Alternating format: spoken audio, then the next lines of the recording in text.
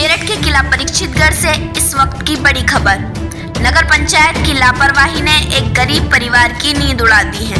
किला परीक्षितगढ़ निवासी कुलदीप सिंह का मकान वाटर पाइपलाइन फटने से जल भराव के चलते दरक गया है और अब गिरने की कगार पर पहुंच चुका है। परिवार के लोग खतरे के साए में जी रहे हैं, लेकिन नगर पंचायत के अधिकारी अब तक मौके पर नहीं पहुंचे।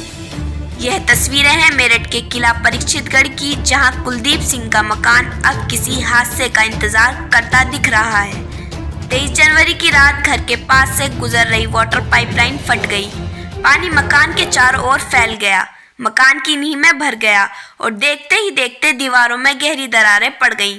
पाइपलाइन फटने के बाद घर की दीवारों की जड़ों के अंदर पानी भर गया, दीवारों में बड़ी बड़ी दरारें आ गईं। अब ये मकान कभी भी गिर सकता है, लेकिन कोई अधिकारी देखने तक नहीं पहुंचा। कुलदीप का परिवार पिछले कई दिनों से खुले आसमान के नीचे रह रहा है। बच्चे और महिलाओं को डर है कि कहीं मकान गिरने से कोई बड़ा हादसा न हो जाए। पीड़ित ने डीएम मेरठ से लेकर सीएम पोर्टल तक शिकायत की, लेकिन कोई कार्रवाई नहीं हुई। नगर पंचायत पर गंभीर लापरवाही का आरोप लग रहे हैं। वार्ड नंबर 5 के सभासद आदर्श गुर्जर के क्षेत्र पर में हुई इस घटना से नगर निकाय की कार्य प्रणाली पर सवाल खड़े कर दिए गए हैं। क्या नाम है आपका? कुलदीप, किला परीक्षितगढ़। क्या मामला है, पूरी जानकारी। हमारे घर के सामने नगर पंचायत की पाइपलाइन जा रही है पानी की। वो पाइपलाइन 23 तारीख की सुबह को फट गई। 4 घंटे लगातार पानी उसमें चला। पानी चलने से मेरे पूरे मकान में ये सब डैमेज हुआ पड़ा है।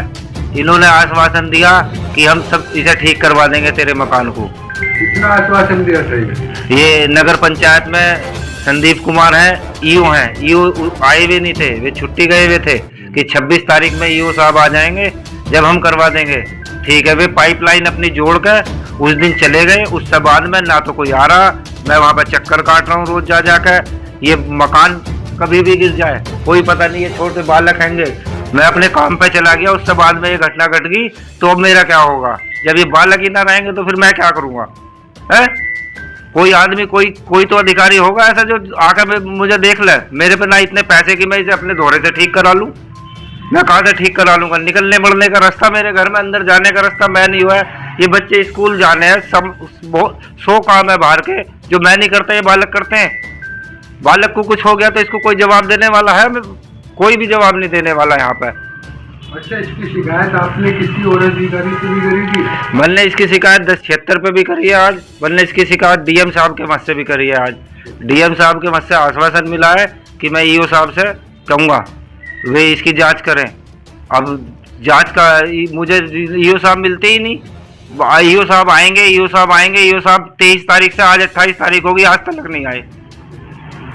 तो इसमें जिस तरह ये आपका मकान डैमेज हुआ है, पाइपलाइन के मामले, चेयरमैन साहब या तुम्हारे यहाँ तो कोई सभासद, वार्ड कौन सा लगता है आपका? वार्ड नंबर 5 है मेरा। तो यहाँ के सभासद से भी आपने शिकायत करी थी? सभासद साहब इधर को देख के हंसते हुए चले गए, ना ये पूछने का मतलब कि तुम्हारा मकान डैमेज हो गया, तुम्हारे साथ में कुछ हो गया। किसी को कोई मतलब नहीं है, नगर पंचायत को कोई मतलब नहीं है, चेयरमैन को कोई मतलब नहीं है। जब हम में से कोई सब मर जाएगा फिर इनको सब ये रोने के लिए यहाँ पे आ जाएंगे। हमें ये वोटिंग के टाइम पे आ जाएंगे यहाँ पे हमारे पास में। ये पर आज नहीं आने का कोई भी। अब हम मुसीबत में है। अब मैं बच्चों की पढ़ाई का खर्चा नहीं उठ रहा, मैं इस मकान का खर्चा उठा लूंगा। ये दादा बाबा का बना हुआ है, उसमें रह रहे हैं, कहाँ मकान बना लेंगे? हमारी जिंदगी में मकान नहीं बनने का हमसे। क्या कर रहे हैं अब हम इसके लिए? योगी सरकार से क्या अपील करना चाहोगे? योगी सरकार से मुझे यही अपील है, मेरी मदद करें, मेरे मकान को ठीक करें, जिससे हम अपना जैसा चल रहा है कम बढ़ती ऐसा तो गुजारा कर रहे थे, अब तो वो भी खत्म हुआ हमारा। अब मैं काम करने जाऊंगा यहाँ मकान को, बच्चों को, किस किस को क्या क्या कर लूंगा मैं अकेला? योगी सरकार से बस यही उम्मीद है, वो हर किसी का घर बसाते हैं, हमारे घर को भी ठीक करा दे। कितने बच्चे हैं आपके? मेरे 2 बच्चे हैं, एक ये है, एक ये मेरी भतीजी है। मेरा भाई जो है बाहर रहता है, उसके बच्चों की भी जिम्मेदारी मेरे पे ही है। उसके इससे भी छोटी एक बच्ची है। हम सारे 2 परिवार रहते हैं, 4 बच्चे रहते हैं यहाँ पर। अच्छा, जब से ये दरार वगैरह आई है तो काफी डर का माहौल डर ये हम सब अंदर बैठे रहते हैं, ऐसे निकल के जाते हैं जैसे गोली जाती है, ऐसे निकल के भागना पड़ता है अपने मकान के नीचे को, कभी वो कब गिर जाए। कल से बारिश का मौसम ऐसा आ रहा, ये और दुगनी हो गई दीवारें, अब कद गिर जाएंगी कोई पता नहीं, कुछ भी नहीं पता मुझे। इसमें किसी अधिकारी से क्या अपील करना चाहते हैं? अधिकारी से यही अपील है, यहाँ के अधिकारी से तो कोई भी मेरी नहीं सुन रहा। मैं डीएम साहब से यही अपील करता हूँ कि मेरे मकान को पहले के जैसा करा दें, बस यही मेरी अपील है। मुझे जल्द से जल्द करा दें, वरना बारिश में 1-2 दिन और लग गया तो ये गिर ही जाएगा। हम इस वक्त परीक्षितगढ़ के वार्ड 5 के उस मकान में मौजूद हैं जहां पर नगर पंचायत की पाइपलाइन फटने के बाद मकान में दरार आ गई है। मकान की दरार की ये स्थिति है। अगर आप दरारों पर नजर डालेंगे तो आप अंदाजा लगा सकते हैं कि ये परिवार कितने खौफ में जी रहा है। वहीं अगर प्रशासनिक अधिकारियों की बात की जाए तो इस बात पर उनके कान तक जून नहीं रेंग रही है। वहीं परिवार के हाल की बात की जाए तो परिवार जहां डर के माहौल में जी रहा है, उसकी रातों की नींद हराम है।